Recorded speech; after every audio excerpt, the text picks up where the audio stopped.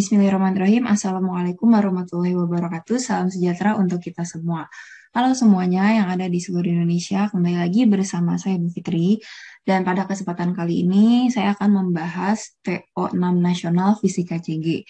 Oke, jadi silakan berdoa dalam hatinya masing-masing menurut agama dan kepercayaan masing-masing supaya apa yang dijelaskan bisa mudah untuk dipahamin. Next, kita bahas soal nomor 5. Jadi ada benda A ini masanya adalah 2 kilo, berada dalam keadaan tergantung pada tali yang panjangnya adalah 2 meter. Oke, ini ada L. Nah, L-nya adalah 2 meter. Kita tulis L sama dengan 2 meter, MA sama dengan 2 kilo. Berarti mula-mula diam ya, VA-nya 0. Benda B, ini B, masanya 1 kilo. MB adalah 1 kilo. Menumbuk A dengan kecepatan mendatar, berarti VB-nya adalah 4 akar 5.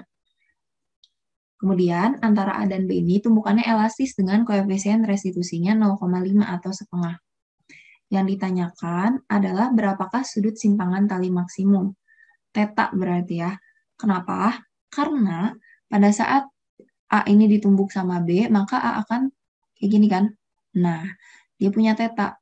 Itu berapa tetanya? Gitu. Kalau misalnya kita misalkan ini adalah titik mula-mula si A, berarti dia punya ketinggian H.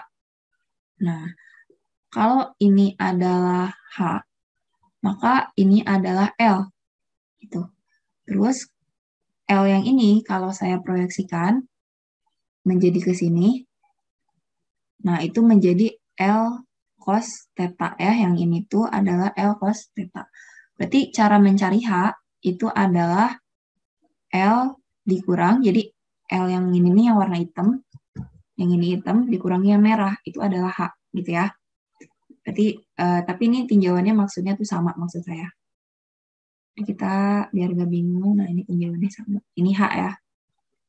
Nah, H. H itu caranya adalah L dikurangin L cos theta. Oke. Bagaimana caranya? Nah, kita kalau ada soal seperti ini, maka urutkan dari kejadiannya dulu. B itu kan menumbuk A. B menumbuk A. Ketika B menumbuk A, maka terjadi peristiwa tumbukan. Di sana berlaku hukum kekekalan momentum. Gitu ya. Nah, langsung aja P sama dengan P aksen. P sebelum tumbukan ini kan bendanya antara A dan B. Berarti MA VA tambah MB VB sama dengan MA VA aksen ditambah MB VB aksen. Nah, si benda A itu kan mula-mula 0. Diam. MB-nya adalah 1, VB-nya adalah 4 akar 5. MA-nya kita masukin 2, berarti 2 via aksen. MB-nya adalah 1 VB aksen. Jadi kita dapat persamaan 2 via aksen ditambah VB aksen itu adalah 4 akar 5. Nah, ini sebagai persamaan 1. Kita belum tahu via aksen sama VB aksennya berapa. Belum tentu juga sama, karena di sini kenapa? Karena punya koefisien restitusi. Nah, ketika kalian menggunakan hukum kekekalan momentum dan dua-duanya belum dikasih tahu, maka kita pakai koefisien restitusi. Minus VB aksen min VA aksen dibagi dengan VB min VA. E-nya adalah 1/2, ini kita kalikan ke dalam, jadi min VB aksen plus VA aksen dibagi VB-nya adalah 4 akar 5, VA-nya adalah 0. 4 dibagi 2 adalah 2. Oke, berarti kita kali silang ke sini, 2 akar 5 adalah VA aksen min VB aksen. Oke, berarti kita dapat persamaan yang kedua adalah ini. Setelah itu kita substitusi ya. Substitusi antara persamaan 1 dan 2. Oke, persamaan 1 kan ini. 2 VA aksen ditambah VB aksen sama dengan 4 akar 5. Terus kalau yang satu lagi, VA aksen minus VB aksen adalah 2 akar 5. Nah, ini kita tambah aja biar VB-nya hilang. Jadi 3 VA aksen adalah 6 akar 5. Nah, kita dapatkan berarti VA aksennya adalah 2 akar 5 meter per second. Oh, belum beres, guys. Kenapa belum beres? Berarti kita dapat, ya, kita baru sampai sini nih. Berarti setelah tumbukan, setelah dia ditumbuk, VA-nya adalah 2 akar 5. Nah, 2 akar 5 ini dipakai untuk dia bergerak, gitu ya, sampai ke titik ini. Misalnya ini adalah titik 1, ini adalah titik 2. Oke. Berarti di sana, karena dia berpindah, melibatkan kecepatan dan ada ketinggian, maka berlaku hukum kekekalan energi mekanik. Ya, dari titik 1 ke 2. Nah, berarti hukum kekekalan energi mekanik. Di sana berlaku bahwa apa? EM1 sama dengan EM2. Berarti EK1 ditambah EP1 sama dengan EK2 ditambah EP2. Di titik 1, nih di sini ya, di bawah, itu dia tidak punya ketinggian. Berarti cuma punya EK. M-nya MA. Nah, saat di titik 1, V-nya udah VA aksen. EP-nya 0. Nah, titik 2 berarti kalau sampai dia maksimum, pasti V-nya 0. Gitu ya. 0, tapi dia punya ketinggian MGH. M-nya MA. Berarti kita bisa coret nih, MA. Berarti tinggal setengah dikali via aksennya 2 akar 5 kuadrat sama dengan G-nya 10 kali H. 2 kali 2, 4. 4 kali 5, 20. 20 bagi 2, 10. Sama dengan 10H. Nah, berarti dapat H-nya adalah 1 meter. Nah, untuk mencari tetanya berapa? Nah, ini H-nya adalah L min L cos theta. Berarti itu adalah 1. Gitu kan? Ntar kalau bingung, saya tulis ya. Nah, berarti di sini H itu kan L dikurangin L cos theta. H-nya 1, L-nya 2. Min 2 cos theta. 1 kurang 2, min 1. Sama dengan min 2 cos theta. Nah, berarti dapat ya. Cos theta-nya adalah 1/2. Cos theta yang hasilnya 1/2 adalah 60 derajat. Sehingga jawabannya E. Lanjut ke nomor 6. Nah, nomor 6 ini dari soalnya sudah bisa ketahuan bahwa ini tentang dawai. Kita tulis yang diketahuinya. Sebuah dawai panjangnya 1 meter, L-nya 1 meter, masanya berarti masa si dawai ya, masa talinya adalah 30 gram. Ubah ke kilo, 30 kali 10 min 3. Atau 3 kali 10 min 2. Ditegangkan sebesar F-nya adalah 300 Newton. Berapakah panjang gelombang maksimum? Lambda maksimumnya berapa sih? Gitu ya. Nah, berarti kalau bicara tentang dawai, kita harus tahu dulu persamaan-persamaannya. Pertama, ada persamaan cepat rambat gelombangnya. Cepat rambat gelombang pada dawai. Maka itu berlaku, V itu adalah akar dari F per mu. Atau akar FL dibagi dengan massa talinya. Ya, nah, terus udah gitu, berkaitan dengan panjang gelombang, ada juga persamaan frekuensi pada dawai. Frekuensi ke N pada dawai. Nah, di sana berlaku F ke N adalah N ke 1 dikali V dibagi dengan 2L. V-nya adalah V yang ini. Nanti kalau mau mencari lambda, berarti tinggal pakai V sama dengan lambda dikali F. Oke, gitu ya. Nah, kira-kira gimana mengerjakan soal yang ini? Nah, untuk mengerjakan soal yang ini, berarti langsung kita jawab saja. Kita harus cari dulu V-nya berapa. Pakai persamaan yang FL per massa tali yang ini ya. Jadi V sama dengan akar FL dibagi dengan massa tali. Akar F-nya 300, L-nya 1, massa talinya 3 kali 10 min 2. Ini bisa kita coret 3 sama 3. Terus V sama dengan akar, ini kan 100. Nih, 10 pangkat 2 naik ke atas. 10 min 2 naik ke atas kan jadi 10 pangkat 2 atau 100. Berarti V-nya dapat 100. Kalau udah dapat V-nya 100, baru kita nyari frekuensi. Nah, karena kita mau mencari panjang gelombang maksimum, kalau dari persamaan ini, lambda itu apa? V per F. Berarti, saya tulis dulu secara general, bahwa lambda adalah V per F. Kalau kita mau lambdanya maksimum, berarti frekuensinya harus minimum. Frekuensi yang minimum itu adalah frekuensi yang pertama, yang nada dasar maksudnya. Yang mana N-nya 0. Nah, gitu ya. Berarti kita harus mencari F ke 0. Kita tulis dulu persamaannya. Fn adalah N plus 1 V per 2L. Jadi kalau kita mencari F ke 0 adalah 0 plus 1, V-nya 100 dibagi 2 kali L-nya 1. Maka F ke 0-nya adalah 50. Nah, udah ketemu F0-nya berapa, baru kita nyari lambda. Berarti lambda maksimum adalah V dibagi F minimum. V-nya adalah 100, F paling minimumnya 50. Berarti 2 meter. Ya, diketemu bahwa panjang gelombang maksimumnya adalah B, 2 meter.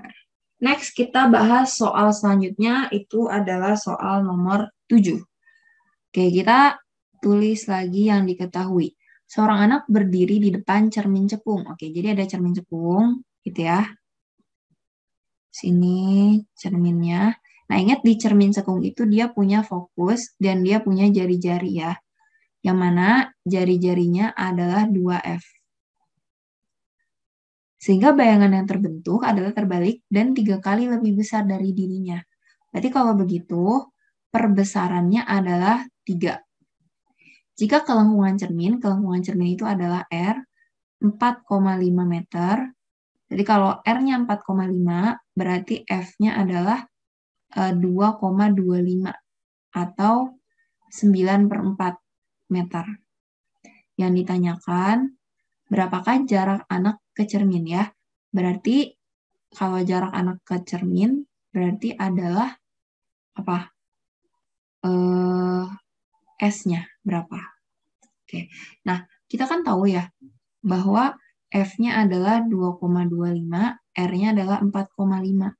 Nah, supaya bayangannya diperbesar, terus dia terbalik. Nah, supaya bayangannya terbalik, ini kan ada ruang 1, 2, 3, sama 4. Nah, jumlah ruangan itu harus 5. Nah, ini cara cepatnya gitu ya. Jumlah ruang sama bayangan. Jadi ini kan benda ya. Benda ada di sini. Maaf. Benda biasanya ada di depan gitu. Ini kan depan cermin maksud saya. Nah, ini adalah belakang cermin. Gitu. Nah, jumlah si ruang benda sama bayangan harus 5. Jadi kalau misalnya nih, ini benda, saya punya ini bayangan. 1, 2, 3. Sorry.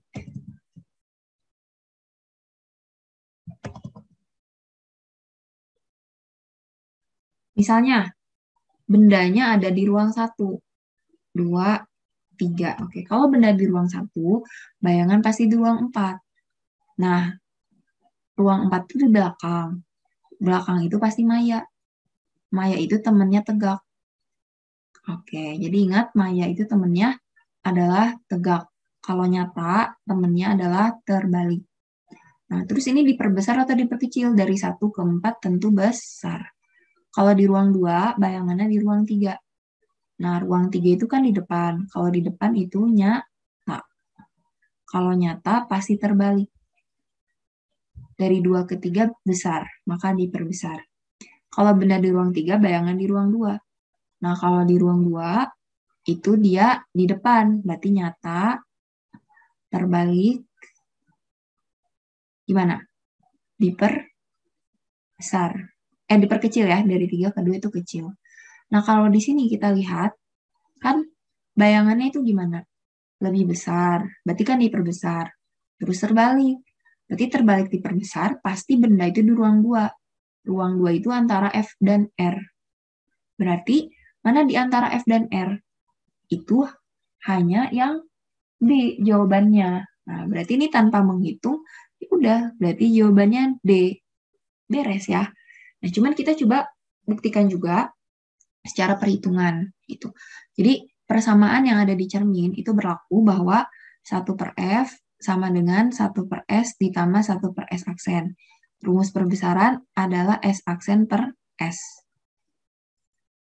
Nah, ini persamaannya.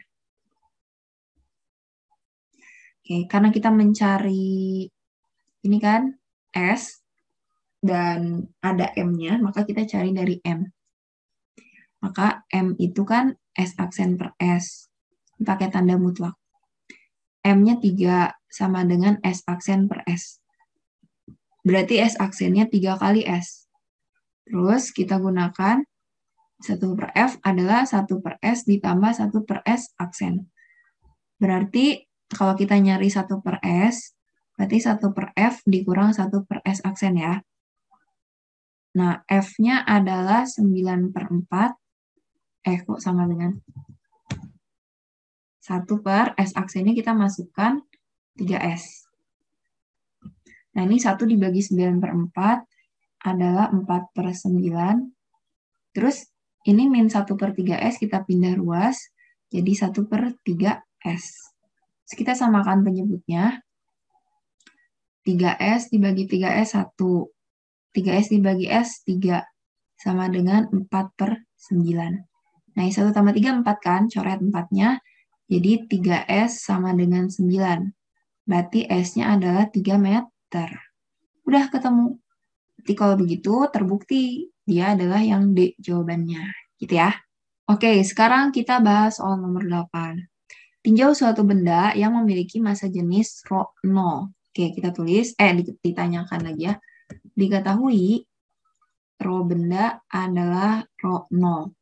Jika benda tersebut dimasukkan ke dalam fluida, maka sebanyak 1/3 bagian volumenya muncul di atas. Oke, jadi gini ya. Ini kan yang kecelup. Nah, yang munculnya adalah 1/3 volume benda. Berarti kalau begitu yang nyelupnya 2/3-nya. Nah, yang ditanyakan, berapakah massa jenis fluida? Rho fluidanya berapa? Oke, ketika ada yang tercelup seperti ini, maka berlaku hukum Archimedes. Gitu ya. Nah, berarti ini kan hukum Archimedes. Nah, kita gambarkan, dia pasti kalau menyelup ke dalam fluida, pasti punya W dan punya gaya apung. Oke, berarti di sana saya akan tulis di sini pembahasannya ya. Jawab. Nah, maka berlaku sigma F sama dengan 0. Berarti F apung min W sama dengan 0. F apung sama dengan W. F apung itu rho fluida, volume benda tercelup kali G. W itu adalah M benda kali G. G-nya kita coret. Rho fluida dikali VBTC. Nah, karena yang dikasih tahu adalah rho benda, maka M-nya kita jabarkan rho B kali VB. Dari rho sama dengan M per V. Jadi M-nya rho kali V. Terus rho fluidanya yang dicari, yang tercelupnya adalah 2/3 VB. Rho B-nya adalah rho 0. VB-nya VB saja. Nah, ini kan bisa dicoret. Berarti kalau begitu, rho fluidanya adalah 3 rho 0 per 2. Oke, sip. Berarti jawabannya langsung ketemu. Itu adalah cacing. Next, kita ke soal nomor 9. Jadi katanya di soal nomor 9, ada N-mol gas ideal di atomik. Oke, nah ini informasi penting. Ada kata-kata di atomik. Nah, jadi di sini molnya adalah N. Kalau diatomik berarti derajat kebebasannya bisa 3, bisa 5 gitu. Cuman di sini karena di option ini 3, berarti kita anggap derajat kebebasannya adalah 3. Proses dari 1 ke 2, jadi ini grafiknya P terhadap V, tekanan terhadap volume. Proses 1 ke 2 isotermal, terus P3 sama dengan P1. Oke, jadi di sini P3 sama dengan P1. Yang ditanyakan adalah berapakah perubahan energi dalam sistem delta U dari 1 ke 2 ke 3. Nah, berapa perubahan energi dalamnya? Pertama, kita cari dulu satu-satu ya. Berarti jawab.